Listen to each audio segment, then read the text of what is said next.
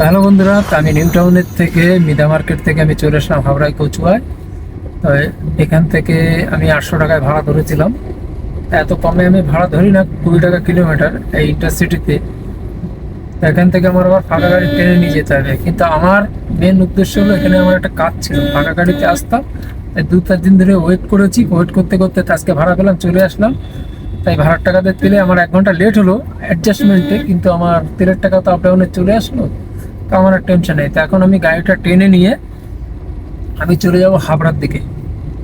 হাবড়া থেকে আর 10 কিলোমিটার ভেতরে যেটা নকুল বলে, সেখান থেকে আমার একটা কিছু জিনিস কালেক্ট করতে হবে।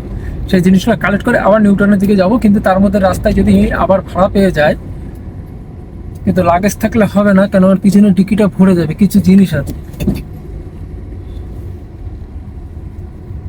তা এই কারণে আমার বেসিক্যালি এদিকে আসা, নাহলে আমি আসতাম না। কমসে কম 1000-1200 টাকায় 40 কিলোমিটার ইন্টারসিটি না কাটলে আমাদের পড়তা পোষায় না। এখান থেকে ভাড়া পাওয়া যায় না, অনেকদিন ট্রেনে নিয়ে যেতে, হপ্তা মেরে থাকতে, অনেক প্রবলেম ইন্টারসিটি খাটা। তা সকালবেলায় বলে আসলাম, রাতের বেলা হলে আসতাম না, এটাও একটা ফ্যাক্ট। তা ফার্স্ট সকালে ফার্স্টে পেয়ে গেছি, তা কাজ করে নিয়ে বেরিয়ে যাই। আবার রাত্রেবেলা আমি কলকাতার মধ্যে খাটতে পারবো রাইড নিয়ে। তা আমি এখন চালু করব উবের মর্নিংয়ে। তা দেখি উবেরে এখন কি বুকিংটা আসে হাবড়ার। দেখুন, কচুয়ার মোড়ে আছি, এটা হলো বলা হয় হাবড়ার কচুয়ার মোড়।